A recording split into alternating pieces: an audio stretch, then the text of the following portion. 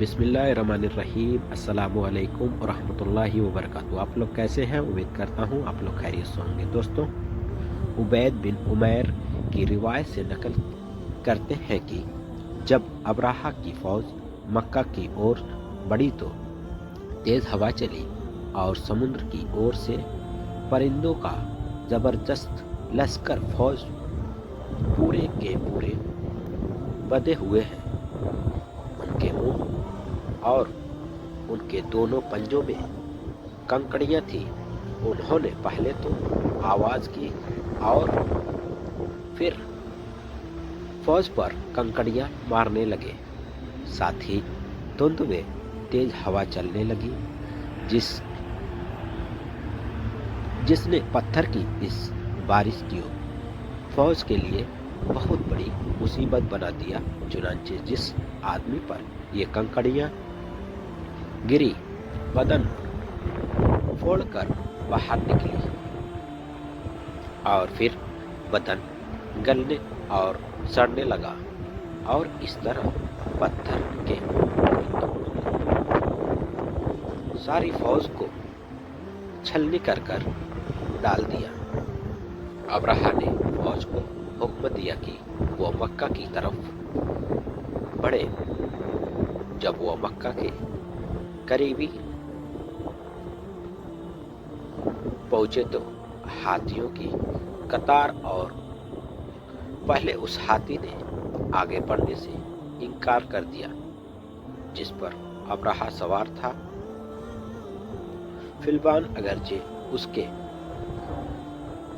عکس پر عکس لگا رہا تو اور زبانی ڈانٹ ڈپٹ رہا تھا، مگر وہ کسی طرح آگے بڑھنے کے نام نہیں لیتا تھا۔ لیکن جب اس کو یمن کی اور سے چلتے تھے تو وہ تیزی کے ساتھ چلنے لگتا تھا۔ اس حالات میں اچانک پرندوں کے کھلے جھنڈ نے آ گھیرا، گویا قدرت کی طرف سے یہ ابراہہ کے لیے آخری تنبیہ تھی۔ وہ اب بھی سمجھ جائے کہ اس کا یہ ارادہ باطل اور ناپاک ہے، اور یہ ایک ہمت اصل میں اللہ کی طاقت سے چیلنج ہے۔ اسی لیے اس کو اسے باز آ جانا چاہیے۔ لیکن اس بدبخت نے اس کی کوئی پرواہ نہیں کی اور اپنے کردار کے نتیجے کو پہنچ گیا۔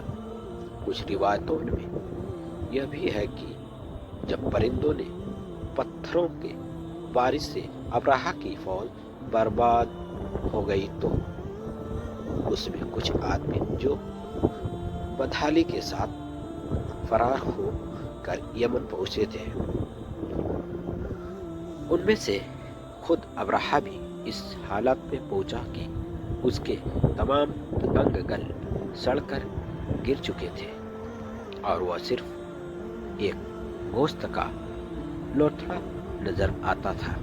یعنی قدرت نے جس طرح فرعون کو غرق کر دینے کے بعد اس کی لاش کو اسی لیے کنارے پر پھینک دیا تھا، وہ مصر کے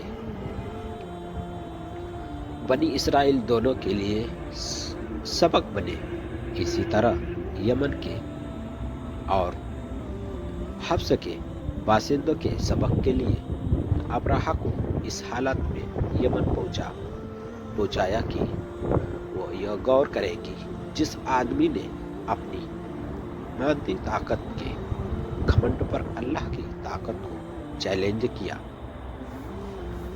آج قدرت کے زبردست ہاتھ نے اس کا یہ حال کر دیا کہ قرآن اور اصحاب فیل۔ قرآن نے اس واقعے کی سورہ فیل میں بیان کو اپنے معجزوں بھرے طریقے کے ساتھ اس طرح ذکر کیا ہے کہ گویا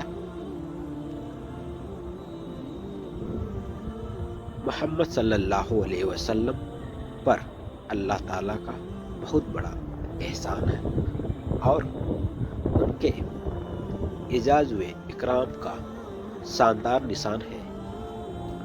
اے محمد صلی اللہ علیہ وسلم، کیا تم نے نہیں دیکھا، تم کو معلوم نہیں کہ تمہارے پروردگار نے ہاتھیوں والوں کے ساتھ کیا معاملہ کیا؟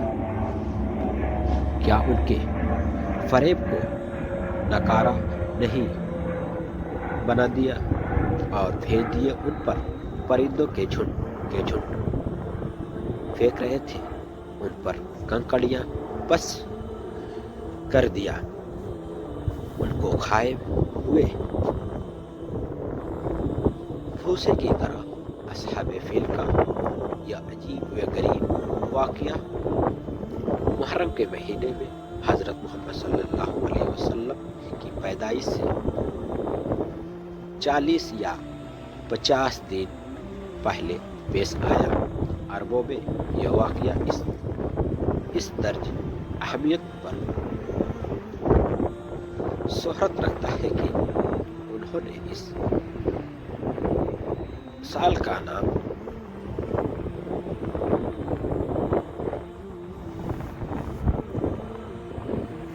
عمل فیل ہاتھیوں والا سال رکھ دیا اور اس کے بعد تاریخی واقعوں کو اسی کے حساب سے گننے لگے، جو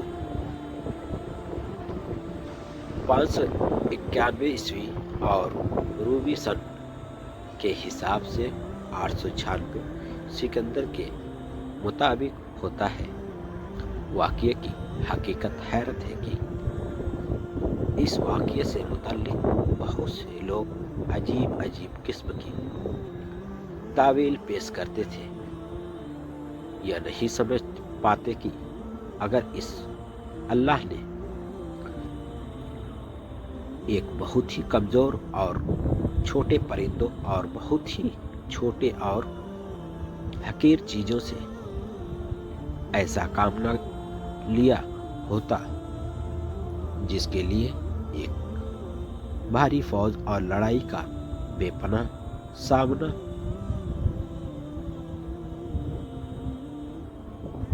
تو پھر اس کے بیان کا ضرورت کیا تھی؟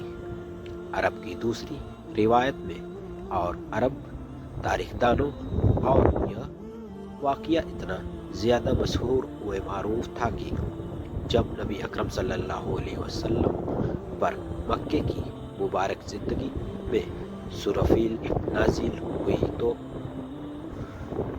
مشرکوں، یہودیوں اور عیسائیوں کو اس دشمنی کے باوجود جو آپ کی مبارک ذات سے ان کو تھی، کسی طرح سے بھی اس سورہ میں بیان کیے گئے واقعے کے خلاف کوئی آواز نہ اٹھی۔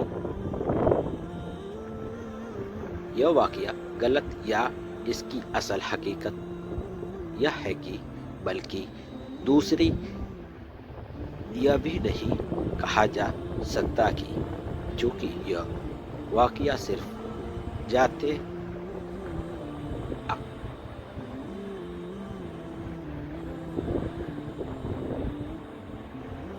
نبی اکرم صلی اللہ علیہ وسلم سے ہی نہیں بلکہ تمام عرب، خاص طور سے قریش کی عظمت و عزت بڑھاتا تھا، اسی لیے کسی نے اس کے خلاف آواز بلند نہیں کی۔